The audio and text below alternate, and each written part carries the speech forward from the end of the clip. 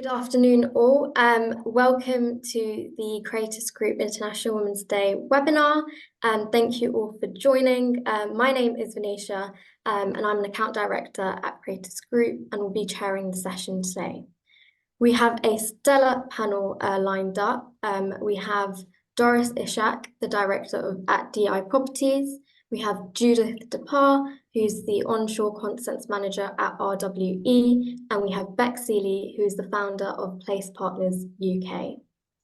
Our event today aims to commemorate International Women's Day by creating a platform that not only celebrates the achievement of women in the built environment sector, but also addresses pertinent issues, fostering inclusivity and encourages a more diverse and empowered workforce. This year's theme for International Women's Day is Inspire Inclusion. So I'm going to ask each of the panelists to do a quick introduction, which will include a little bit about their journey, the work that they're doing now, and what Inspire Inclusion means to them. So I'm going to pass over to Judith first. Afternoon, everyone. My name is Judith Dapaah, and I'm an infrastructure planner. I've been in this sector now for just coming over 10 years. I've worked in both the public and private sector, mainly doing housing, working in strategic land, and more recently I've transitioned back into working in national infrastructure, where I work on getting consent for some of the big energy schemes up and down the country. Inspire Inclusion for me means that opening doors for people who might not necessarily have those doors open for them, and being really courageous in that and trying to widen accessibility into the built environment as a career option for people. Perfect, thank you so much. Beck?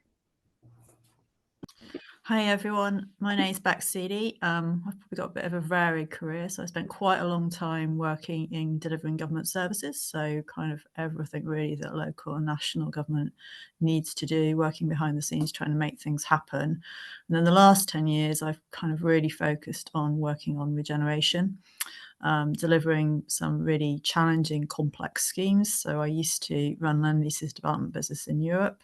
And then more recently, I've set up an organisation called Place Partners, which again works with particularly focused around local authorities and the public sector, and trying to make some of the big complex schemes happen, and also some of the slightly smaller ones, which maybe don't get the attention, but can have a really big impact for the communities that they're in.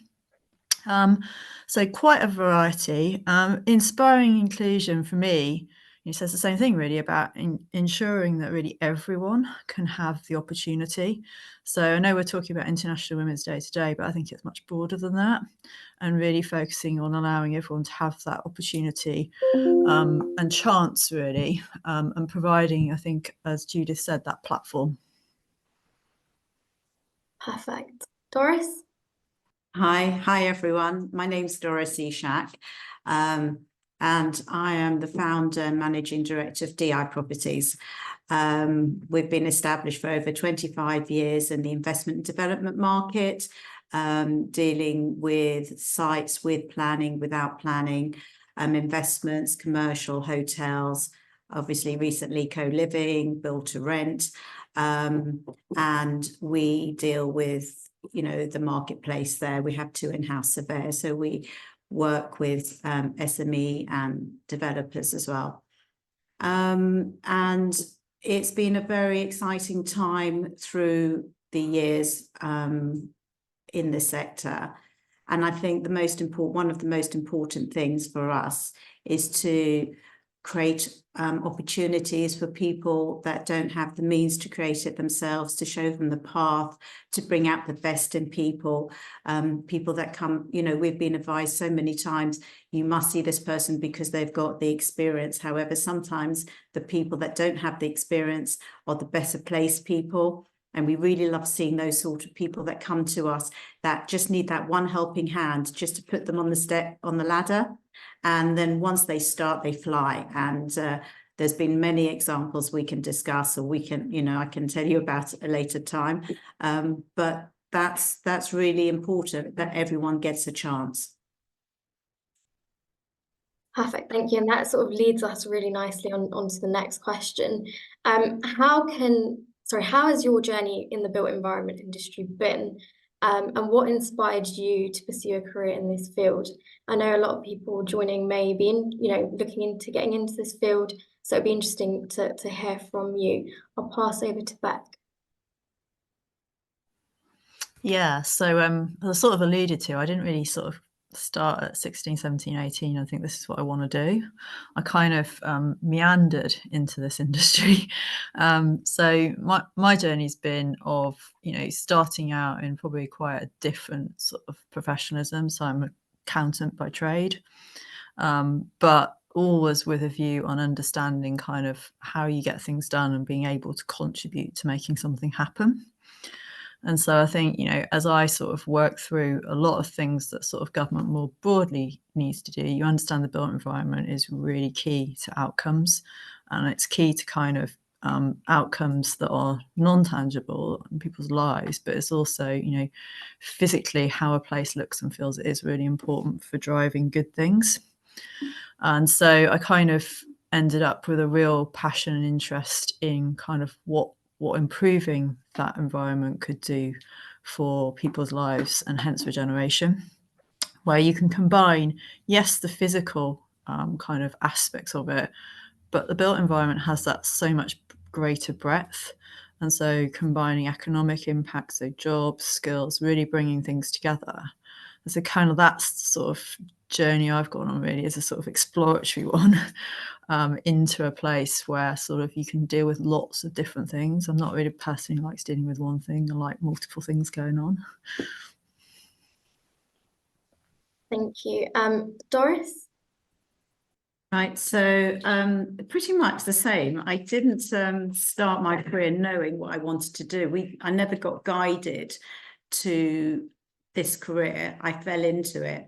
And the moment I started in the career, and I think my first job was really with Barratt Homes, and before they sold off plan. So it was back in the day.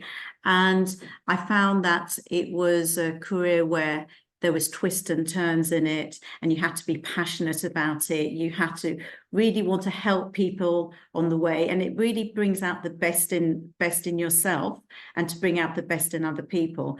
And if you can, and every turn was like, how can I improve myself? What is the best I can be? And therefore my team, what's the best I can be for my team and them for themselves? And everyone in the course of my journey have all gone on to great things. All the people that have worked in my team are fantastic. I'm in touch with most of my colleagues throughout the 25 years, very close friends, and it's inspiring to see where they've gone in their journey. And I just think the industry opens itself and lends itself to people really working together. And if you have the right ethics and you really believe you want the best outcome, you can show your clients the best outcome, you can show your colleagues in the office the best outcome. And it's in the belief in yourself that does that. Thank you. And Judith? Thank you. I started in the profession because of a really good careers advisor that I had at college. He was really brilliant. I spent 2 hours with him going in depth into the subjects I was taking for A-levels, what I enjoyed about them, what I didn't enjoy about them. And after that session, he said to me, well, it sounds like town planning is a career for you. And I never heard of town planning, didn't even know what it was. So I went away, did some research, went away to university open days. And after that, I came back and I said, yeah, that's the one for me. So I'm really thankful to him because obviously it's such a niche profession that not many people hear about. And if I hadn't had that steer quite early on, I don't think I would be where I am now. In terms of my career journey, I started off at the planning inspectorate, which was fantastic. I worked with so many incredible people, and I just had, access to inspectors who have years of experience in planning so early on in my career. And that helped shape me, today. and allowed me to go on to do different things, work in different companies, different aspects of planning, you know, with the house builder, now with a renewable energy developer. And it's just allowed me to have that mobility in terms of trying different areas of planning and seeing which aspects I enjoy the most. Thank you. And that sort of also leads us on to the next question, is how can the built environment industry encourage more women to pursue education and careers in this field? And are there any specific initiatives or programs that you've come across or been a part of that have been successful? And I think I'd go to you, Judith, first, because you know what you said about the careers advice is really important, but not everyone would have gone down that route. So it'd be good to hear more about that. Yeah, I definitely support having careers advisors in school and having programs that reach people quite early on in their educational path. The Royal Town Planning Institute have a really great, you know, website where if you want to become a planner, they have tons of resources available for you. I think there's a different ways to get into the built environment. It's not necessarily just degrees. There's a lot of apprenticeships that's come out these days. There's schemes for people who are returning back to work, or, you know, if you're a professional and you're in a different field, you can transition into planning. For example, they've got Pathways to Planners, which is like a program that allows people from different sectors to come into the profession. And I think that's a really valuable tool, just to allow people who are thinking of career changes to consider planning as a viable option within the built environment. Perfect, thank you. And Beck? Yeah, I'll probably just build on what Judith was saying, sort of around the transition. So, you know, sort of someone myself in a way who kind of came from maybe a more finance commercial career to more of an operations role. I think sometimes this industry is really tough if you didn't sort of always live it, dream it, and there's a bit of a judgment around some of that. Whereas in reality, there are loads of careers that have great skills that with a little bit of application work brilliantly in this industry. And I think the industry and us all as individuals really sort of opening our arms and embracing people and giving them a bit of support to kind of transition and get moving would really help, rather than sometimes, I think sometimes it does feel like you're being judged because you kind of didn't have all the tickets at the right point in your life. So I think there's a massive opportunity for us in skills gaps to kind of take advantage of that. And also, by definition, then we'll get loads of different thinking that will take us further. Thank you. And Doris? For me, it's, I think, just from where I came from, without being advice, I really agree with Judith as well, what's with both, that I think it would be great to get scholarships or to start at the school levels to actually talk about different subjects about future careers. However, for me, it's about maybe going to contact people in senior positions, actually having conversations with them, saying, look, you're confused, even if you be really honest and transparent. Everyone loves some people that are honest. So if you want to be mentored and you think you want to go into property, contact somebody that's in a senior position to say you want to have half an hour of their time. It might be a path you want to choose. I think we all have time for that because we see the value in advising the young. And even if you're not, and if you're a woman, I really strongly admit you have to believe in yourself. It still comes back to the same thing. Believe in yourself, you can do it. It's that simple, in the sense of if you feel you can do it, then the confidence will come to approach the directors of the company or senior management, you know, to ask conversations. And I think from one thing leads to another, because generally people will put you in touch with other people, and it's, you just continue talking to people. Don't be scared of talking to people. There should be more mentorship programs. I know I've been on a few. There should be more scholarships for people who can't. And for women, it's a really good industry, even though it's male dominated. Women are very good at this role, and I really admire any woman in this business, because I generally, when I come across women in this business, they really know more than they think they know, and it's very impressive. So don't be scared. Thank you. I really appreciate that. And I think, you know, it really sort of leads us to the next question, which will open up the conversation a little bit. And it's, what advice would you give to young women aspiring to enter the built environment industry? I think Doris already touched on that, so I'll pass over to you. Okay. For the women coming into the property industry, as I was just saying, first of all, believe in yourself. Have the confidence that you can achieve what you want to achieve. You might even not know where you want to go with it, but have the confidence.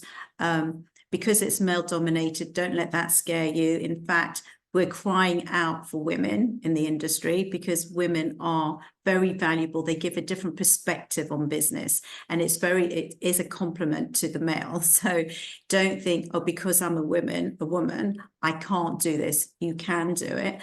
And you just need to reach out to someone like myself or any of the ladies here on the meeting. And we would love to talk to you, even if it's for 10 minutes, to give you that confidence, or an hour. The time is very valuable to you because it will change your life. And you know, there's been a lot of challenges in my career, and not one of those challenges I thought was, oh, it's because I'm a woman, I can't do it. This is a challenge. How do I overcome it? So it's not about your gender. If you believe that, you can do it. And, you know, I'd be very happy to help anyone that needs help. Perfect, thank you. And I'd just like to echo what Doris said. I'm sure if you reach out to any of the panelists, they would be more than happy to help and guide you. And also, we are taking questions today, so if you do have any questions for our panelists, please do put it into the Q&A function. I'll pass over to Judith. I think for me, it's being able to research as much as you can into the different professions available within the built environment. It is quite a really big sector. There's so many different routes that you could potentially take. But if you start off with Google, see what's out there, where does your interest naturally lie, what do you enjoy doing? And then from there, try and network and find groups that are already existing around your chosen profession. If it's quantity surveying, there's loads of groups. If it's planning, again, there's loads of groups. If it's architecture, property, there's different groups available. Tap in to those groups, network with people already there, ask questions. If you want to shadow somebody at work, ask. I think that's definitely something that's helped me in my career, is asking. Sometimes it does take courage to build up that courage, but more time I found that I've got a yes as opposed to a no. And if you get a no, it's a no, and you move on and you try something else, somewhere else. It's not it shouldn't deter you. I think if it's something that you really want and you're really passionate about, then go for it. Don't let anybody tell you anything different. It's your career. You handle it how you want to handle it. And just because you might get a no every now and then, that's not the end of your career. It just might mean you need to take a different path to get to where you're going. But that's all part of the journey and the experiences that you pick up along the way. And when you get to your destination, it's all part of that, enrichment that allows you to really flourish in the role that you end up in. Perfect, thank you. Beck? I would encourage people to take every opportunity, and even if it doesn't feel like it's like the perfect thing you want to do in your career path, if it's an opportunity that you're going to learn something extra, then I would just grab it, because I think the way the world's going, then sort of, there's so much change that's going to happen in future decades. Being sort of multi-skilled and resilient and able to evolve is really critical. I think comes back to confidence. Sometimes I think women are a bit less confident at doing those things that might be out your comfort zone. Whereas if you kind of just go with it, a little bit like Judith was saying, sort of, sometimes you might get a no, or sometimes you might just not do very well at something, and that's kind of fine. Just move on to the next thing. I mean, I think we'd all be sort of, everyone's lying if they say they've been brilliant at everything they've ever done. So I think it's trying to move through where, things haven't gone quite so well, and then just keep growing, because that will mean you can apply yourself to more things. I love that. Thank you. The next question I had is, as leaders in the built environment, how do you actively promote and champion inclusivity within your respective roles? So that can be sort of day-to-day aspects or things you've done within your organization. And actually, it would be good to understand what you're doing if you are doing anything within your organization as well. I'll pass over to Beck first. So I would just sort of say, like, the really simple things can make a huge difference in this area. So like, I mean, everyone nowadays, you sit on loads of calls and whatever, and you're just sort of mentally kicking yourself that as everyone's spoken. Particularly, I mean, I sit on a few calls where there's maybe a few pretty dominant, pretty forceful, possibly male personalities, and actually, somebody sat in the corner and not said anything, and they probably got the best view in the room, virtual room. So I think sort of actively trying to sort of make sure that everyone has had the opportunity, and just in that sort of day-to-day way, massively makes a difference. And the amount of times that sometimes I've sort of said, oh, actually, what do you think? The person has then responded, and then at the end of it, they sort of messaged me or said, oh, thank you, felt like I was never going to get my moment, but you gave it me, thanks. I think that makes a big difference, those sorts of things. Exactly, making sure every voice is heard in the room. And I think those are, easy things we can be doing in our sort of day-to-day lives. Doris? I really agree with that. I think it's really, again, it's pretty much what I've been saying throughout the talk, is just believe in yourself and your abilities. And if there is somebody that has the ability but hasn't got the power within yet because they're on their journey early on, is to allow them to have that voice. And it's exactly what Beck says.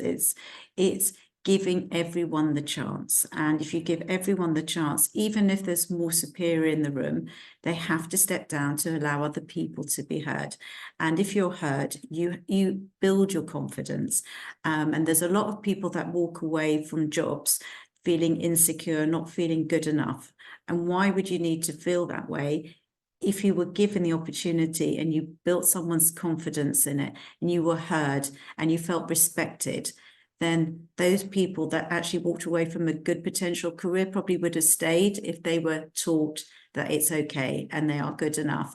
Because we all have been in situations where potentially we thought, could we have done this better? Maybe we could, but that's fine. Mistakes are okay because you learn from mistakes, you grow from mistakes, and everyone really should take on that it's okay to be wrong sometimes and learn it. It's not because anything about yourself personally, it's because in the journey of life, you have to learn from your mistakes to get to the next place, and everyone has to be given the chance.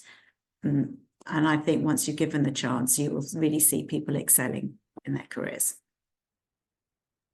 Thank you. Judith? Yeah, I agree with what Beck and Doris said. I think trying to enact change in your everyday environment, everyday situations is great. I think if there's an opportunity for you to be involved at a more national level and sit in organisations that can drive these changes through the profession, then absolutely that's an opportunity you should take. Myself, for example, I sit on the General Assembly for the Royal Town Planning Institute, and that allows me to bring a different perspective to the Institute, just to highlight certain barriers that might face people from minority backgrounds entering the profession. I often find it's not because people are being, deliberately exclusive in terms of some of the policies and things they put in place. It's because they just don't know. Nobody's ever offered that perspective to them. And I think if you're given that opportunity and you're able to take it, definitely, it's about having that voice and the courage to point out to people that actually the initiative that you're putting forward can be seen as not being inclusive because of X, Y, and Z, because of my personal experience or experience of other colleagues that I've come across. And that's where I think the strength of diversity comes into it, because we've all got different experiences, we've all got different walks of life that we've had, and we can bring that into our roles to ensure that we get better outcomes for everybody. Can I add to that? Can I add to Yes. that? I have just thought of an example, and if the person's listening, they'll know. And it's happened many times. I've taken juniors who pretty much couldn't say hello on the phone because they were very nervous, they weren't confident, taking them into, you know, some of my clients are worth 500 million, some of them are very big PLCs or big family offices. So I've taken the ones with least experience, sit in a board meeting with the 5 guys. I said, right, now can you just explain what we were talking about before the meeting? They go into this coma for about 30 seconds. And so I just said, no, it's fine. What you said was correct. And they talk, and everyone's in this boardroom sitting there, waiting for him to talk. By the end of the 10 minutes he talks, comes out of the boardroom, he or she is elated. I mean, it happened to one, I mean, it's happened to a few, but this is one particular person. And since that time, the progression in the company was insane because literally he learned so much. And I've done it with women as well who've come in to the business, taken them into receivership, into receivers, have not any idea what they're talking about. And then we run through what we're going there for. I say, right, now talk what we've just discussed. And it just gives you, if you give someone the ability and the opportunity, you will learn from it. And I've seen that in everyone that has been working with me and people that have come to me. And it is honestly, it's giving them the opportunity. And it could be that that sector is not for them, then they move to another sector, as Judith says, as Beck says. There's so many different sectors in this business, and you find your feet as long as you get given the opportunity. Thank you so much, Doris, Judith and Beck. I'm going to now take, as we've been speaking, we've had some questions come in, so I'm just going to go straight to them. So from one of the attendees, we've got the question, whose careers have inspired you outside of the development sector? Go to you first, Beck. Yeah, I suppose because I didn't start in this sector, I've got a bit of a head start on this, haven't I? Because I did a few years not in it. So I was, you know, particularly inspired by actually a lot of people who worked in the military, and so they'd had their main sort of early career in the military, and then I worked in a company where there was basically a lot of people who had done that and then came to work in the private sector, working in government services, and so. What I think that kind of taught me, there's a whole range of characters in there. So the first thing was it taught me about inclusion and diversity, because there was so many different people, but they'd all been really successful in the military, different roles as well, so different services, you know, Army, Navy, etc. I think the other thing that it inspired me around was this attitude of kind of like, you can do, because I think the military is actually really good at pushing people to actually just grow and do different things. And then the final thing it kind of taught me was around momentum and around decision making, and particularly around, you know, there's one guy particularly who'd been like in many battlefields, and he's sort of like, you know, make a decision and you stand a chance of living, don't make a decision, you definitely die. And it's sort of like, okay, when you put it like that, actually making the wrong decision feels kind of like, well, we'll just keep moving, shall we? So I think that sort of era definitely shaped sort of where I've got to now. I love that, and that's really sort of hardcore, isn't it? And it's, I guess you really need to make a decision to move forward, and I love that. I'm going to move over to Doris. So because I started in property quite young, my friends were doctors and nurses. So I would always see my friends who were doctors and all the nurses going into being a trainee nurse or a doctor, junior doctor, they always put in the hours. They had no choice but to put in the hours. I never knew anything else from that career.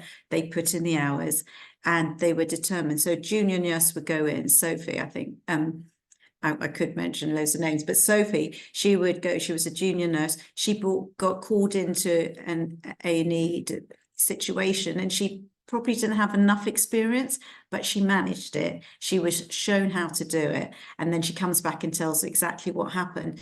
And I just think growing up with that around me, where you actually have to apply the best you can, you've got no choice. It's not like, oh, shall I save this person's life today? I'm working in a hospital. It's, I have to do it. Let's do our best we can do. There isn't a choice to walk out the door. You just get on with it. And it was so inspiring that I just thought that's how people work. I thought that's what everyone did, because I was very young. I thought everyone applied themselves. You just get on with it and you give 100%, and you don't walk away. In that situation, obviously now being older, you can't walk away, but I didn't know that. I just presumed people just don't walk away from situations that are challenging. You find a solution and you get on with it. And Sophie was put into so many different situations that she's never done before, whether it was an injection or what, from the smallest thing to the largest thing. And every time she did something she hadn't done before, she came back flying, thinking I've achieved something. So I think that works with life. Thank you. Judith? I think for me, it changes at different stages of my career, depending on where I'm at. But I think to begin with, it definitely was with my parents. My mum was an engineer. She was an engineer back in the 90s. She was an immigrant. You know, they came over from Nigeria, and she started working, and just seeing how she progressed and handled herself in certain situations really taught me that resilience and that grit, and that you don't let anybody tell you what you're going to do. You determine for yourself what you're doing, and you find your path. And I think I've really held on to that, and that's definitely helped me in my career. And I think today I'm really intrigued by Bridget Mendler. I just find her career so interesting, that she started off as a Disney actress, went into singing, and then she started a space company. I just find that such a varied career, and I just love it, because she determines for herself, like, I'm going to be a singer today, and off she goes and does it. And I've had enough of that. I'm going to start a space company. Off she goes and does it.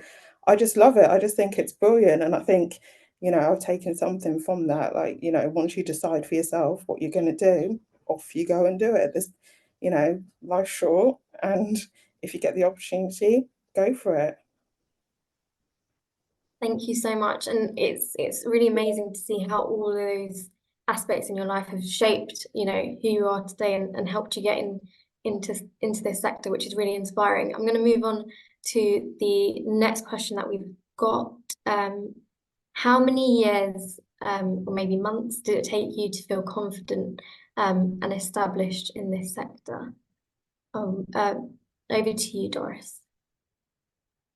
I think I don't think I felt confident at the level I am today. When I started, I mean, I was very junior. I didn't know anything about property. I just was learning my way. But I think the confidence comes in every step you take.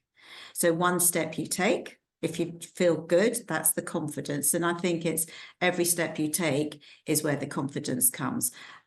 Do I feel the same as I did 10 years ago in my confidence level? Probably not, but I was at a different stage because I was still learning, and I'm still learning today. I don't feel I know everything at all by any stretch. So I'm still building on that and working on that. So I think the thing is, for everybody, it's to take your first step, and then when the 10th step comes, whichever direction it is, see how that feels. And if you feel confident, you move on to the next, or just learn from it. Thank you. And Judith? I think for me, it took a couple of years, only because I think it was about finding the right working environment for me, in terms of, you know, you go into different organisations, and not every organisation is suitable for everybody. There's different ways of management, different cultures within organisations, and I think once you find the right one, and you find the right people to come alongside you in your career, I think that's when I started to feel a little bit more confident, because I felt myself able to flourish and be my authentic self in the office. And I think that also lent itself professionally to me being able to, you know, feel a bit more confident in meetings, saying, well, actually, I think X, Y, and Z because of X, Y, and Z, you know, making those contributions. So I think, yeah, it varies for everybody, but for me, it took a little while. Thank you, Beck. I think there's loads of things, like, you know, different things, new things that you're learning every day that means you're not entirely confident in what you're doing, because that's like kind of trying to push the boundaries and do different things. I think probably what I would say is you find a way of dealing with not being confident to in a confident way. And I think that's sort of, you know, for example, like you might be in a meeting, it's something new and different. I think with a bit of experience, you know how to ask a question that kind of doesn't make you look like you would feel like you're looking stupid. It just makes you feel like, you know, tell me and explain that. And there's ways of saying that that I think you develop a toolkit on it. And particularly, you know, I found that, you know, you can be sat in a meeting and you think everyone in this room knows like so much more about this subject than me, but actually that's a really good situation, because then you ask the really stupid and obvious questions and you find like they don't have an answer. They've never thought about it. So I kind of think it's not like, you know, for me, it's not like you reach this world where you're sort of super confident, you know it, and it's fine. It's more like you just get better at managing how you acquire knowledge when you don't know it. Thank you so much. The next question, we've got loads of questions in the chat, which is great. Please do keep them coming. The next question is, I think, really pivotal, and yeah, definitely something I'm also interested in, is how do you balance the need to be assertive, which can sometimes be interpreted as being aggressive? Sometimes women can be labelled as over-dominating when they were just trying to get a point across. Any top tips, please? I will pass over to Judith. I think there's two folds to this. I think it requires a certain level of self-reflection. There is a place for feedback in the workplace and constructive feedback. There's absolutely nothing wrong with that. And I think if you're getting that feedback repeatedly, you need to sit and think and ask the person, or, you know, potentially your line manager or whatever, what perception is it about the delivery that's being categorized as aggressive? Because if there is genuine concern there, then that's something that you need to address as part of your own professional development. However, if you're being assertive and trying to get your point across, then I think the way that you come across potentially in meetings could be addressed, but that wouldn't deter me from saying what I need to say. I think if it's, you know, depending on after you've reflected and you've thought, okay, actually maybe they do have a point, I'm going to change X, Y, and Z, and see if the feedback is still the same. If you've self-reflected and think, no, I'm not being assertive, and you've asked other colleagues, or, you know, and they don't feel that you are, then I would just continue to say, well, I'm not being aggressive. I just want you to understand my point of view. I feel very strongly about this. I just want to make sure that, you know, that's been noted, and develop that way. I think as you get more experienced and more confident in yourself and what you need to say, the way that you react and to situations differs. So I think it's a difficult one because it's different for everybody. But at the same time, you know, I wouldn't let that deter me or dampen my confidence in, you know, getting a drop across the point that I want to get across in a meeting. Perfect, thank you. Beck? Yeah, I mean, I'd probably say quite often, I think, you know, a general meeting or situation can end up getting a bit aggressive when there might be multiple people who basically want to get their point over, and it does end up sometimes spiraling, so kind of one to the other. I found a technique that, you know, probably matches with my natural personality, so I think sort of Judith's point about you've got to find your way for you, but, you know, often like remaining super calm has way more impact than any form of sort of assertive aggression type thing, because effectively, like, people don't necessarily expect it. and it kind of can really sort of take the heat out of situations, because you're clearly not going to be wound up by whatever is happening. I think people can pay a little bit more attention then sometimes to what you're saying, particularly if, you know, some of the behaviours are maybe more traditional, sort of like, you know, I've got this viewpoint and you will listen to me type thing. I'm listening, but I still think we haven't addressed the following points. Tell me why. And it's just like, you're not moving, but you're not being aggressive either, and that actually can have more impact. Thanks, Beck. Doris? I think being assertive, you really need to know your facts. If you know your facts and you're very clear that your facts are correct, then, and it's not being heard, and I think it's really both Judith and Beck are right. If you're not being heard and your facts are correct, and you might have asked a colleague afterwards, or then it's really maybe for you to pull that person in, if it's one person who thinks you're being assertive, and ask the question, why? Is there something wrong in what you have been saying? If there's something wrong in what you've been saying, please explain it to me, because I was just making my point and I didn't feel heard.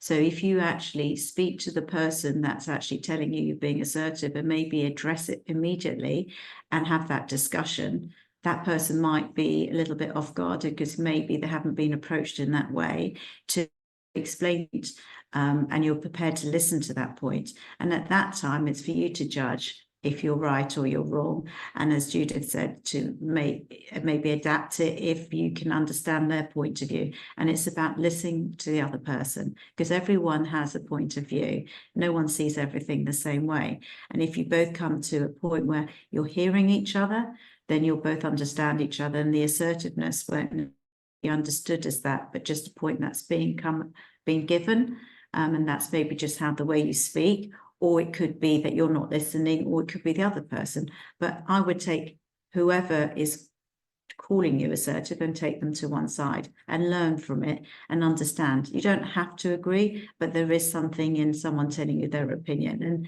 listen, there might be something in that. Thank you so much. Don't think we've only got we've still got a lot of questions to get through, so I'm going to try and be quick. The next question we have is, where do you stand on pronouns in email signatures and website bios? Are they important for inclusion? I will pass over to Beck. Yeah, I've worked in organisations that sort of have set rules over these things, and I've worked in organisations where it's the individual's choice. I think on a personal basis, I kind of feel, you know, the individual choice was probably, I felt everyone was making their effort in their own way. So I was probably more personally aligned with that choice. That's probably because I feel like inclusion is about a general topic of choice and inclusion as well. So that's probably kind of where I go to. Perfect, thank you. Doris? Well, I think I'm in line with Beck. I think, you know, I think it should be accepted if it's portrayed in the right way, then, you know, it should be something that's accepted. And Judith? Yeah, I agree with Beck and Doris. I think it's a personal choice. And if that's something that you feel is beneficial to you and how you interact, then absolutely go for it. Okay, I'm going to move on to the next question. How has the sector improved for misogyny over your career? Has it been little by little, or were there any significant moments that have helped shift attitudes? I'll give you a couple of seconds to think about that. Pass over to you, Doris, first. Can you repeat the question? Sorry. Yeah, of course. Sorry. How has the sector improved for misogyny over your career? Has it been little by little, or were there any significant moments that have helped shift attitudes?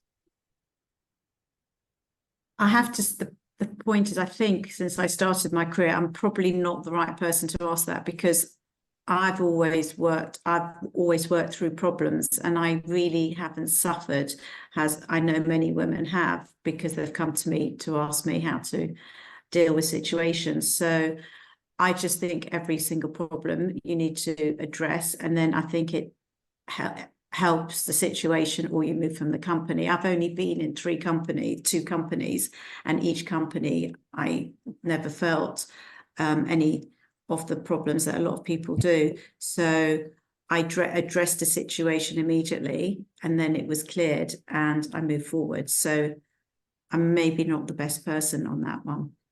No worries. Beck or Judith, would you like to add anything to that question? I think I could probably add that I think, much like the broader world, actually, I think there was a period when the sort of Me Too movement, all of that kind of, I can't remember how many years ago it was exactly, but I think there was definitely a bit of a wake-up call just generally on how people are treated, and particularly the treatment of women. I sort of do agree with Doris in that, I've worked in many different places and different scales and types of organisation, and I think there's an element of, sort of directly addressing it and sort of working through it if it happens. But I definitely think in the last few years, it's quite interesting. Next week is MIPIM. I think those sorts of things have changed and evolved. You can kind of see that I think the situation has definitely improved. Perfect, thank you. Judith, did you want to add anything? Yeah, nothing further to add really. I think Beck and Doris pretty much covered that. Perfect.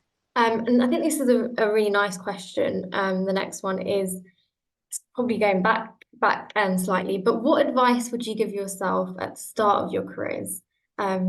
Yeah, I'll pass over to Judith first. I think for me, it would just be like, don't worry so much. Everything works out. I can imagine like some of the hours I spent ruminating over things that when I look back are just non-events really. But you don't know that because at that point in your life, it's really important to you. And that's fine. But I think it's having that, giving yourself that grace to say that, I am where I am in the line of my career in life, and you can only do as good as you know, and that's okay. And as you progress, you'll know more and you'll do better as a result. Yeah, I think that's the biggest thing for me. Perfect, thank you. Doris? I'm thinking about that. What advice? I would probably take the advice I've given everyone else, is find a mentor and really reach out and get advice on how to do things, or their opinion on things. Probably reach out more to people. And I think I probably didn't feel confident enough to do that. I wasn't confident enough to ask the questions. So I worked through all the situations on my own and found my way. And I think it would have been great to have a mentor or be able to have the confidence to do the things I've suggested, because now I'm doing it to other people, because I think people are really open. That's probably what I would have done. Thank you so much. And Beck? Yeah, I think it's probably just a reflection that I'm now getting quite old and the world has changed. But I think I, partly because of background and then, what people tell you, and when I was young, it's sort of, I felt like, it was a pretty rigorous path. If you need to work really hard, get A-levels, you need to go to university, because that's, quite traditional. And in the world now, I'm sort of giving this advice to my niece right now, I just think that's kind of not necessarily the path. There's way more interesting paths, way kind of paths that you can get a lot of applied experience very early. And I think, so I probably, reflecting back, I think, maybe taking an approach that's a bit broader than I kind of felt like was the option then. Perfect, thank you so much. And I think I'm just going to take one final question. It's really difficult with so many amazing questions that people are putting into the chat. And I think this is going to be interesting, because it would be great to know what everyone is doing to celebrate. But how will you, or the companies you work with, observe International Women's Day? International Women's Day is obviously on the 8th of March. we're obviously celebrating a little bit early, so it'd be great to hear what you'll be doing to celebrate. And yeah, I'll pass over to Judith. Well, at my company, we have a really active women's network, and we're based all over the world. And there's a big conference happening in Germany that people go to, and it's like a 2-day event where we get to hear from senior women in the company and just take time out to really reflect on, obviously hear their experiences, reflect on all our journeys, come together, network, you know, support each other. Unfortunately, I won't be going this year. I won't be able to make it this year, but you can attend via like a live web stream. So I will be doing that. But I think it's a brilliant opportunity, and it's just something that's looked forward to by a lot of people in the company every year. So that's how I will be celebrating at work this year. Thank you. Beck? Yeah, so we're quite small, so we're kind of quite fluid on this thing. So we very much, I mean, I guess in this kind of theme of it this year, trying to take this approach that, you know, very inclusive, and actually how you work and what you come to work with, and then how you execute your things, it is your choice. And as long as you kind of get the job done and get it done well, and that I think is our sort of real focus. And I'm sure one of my colleagues will remind, you know, like he's in a kind of non-traditional role, so it kind of, you know, rubs both ways, right? I think that's always the thing that's quite nice on these things. Perfect. And Doris?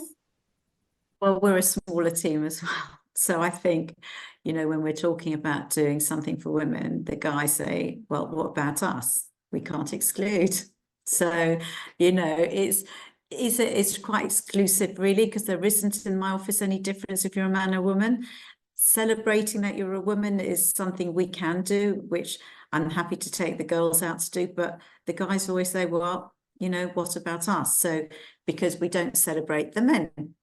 If we don't have a day to celebrate the men, why should we have a day only for the women?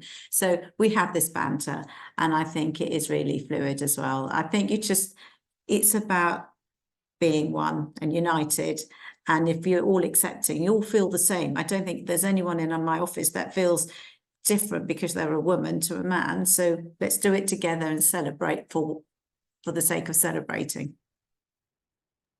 Thank you so much. And that brings us sort of to the end of the webinar. I just want to thank you all for participating.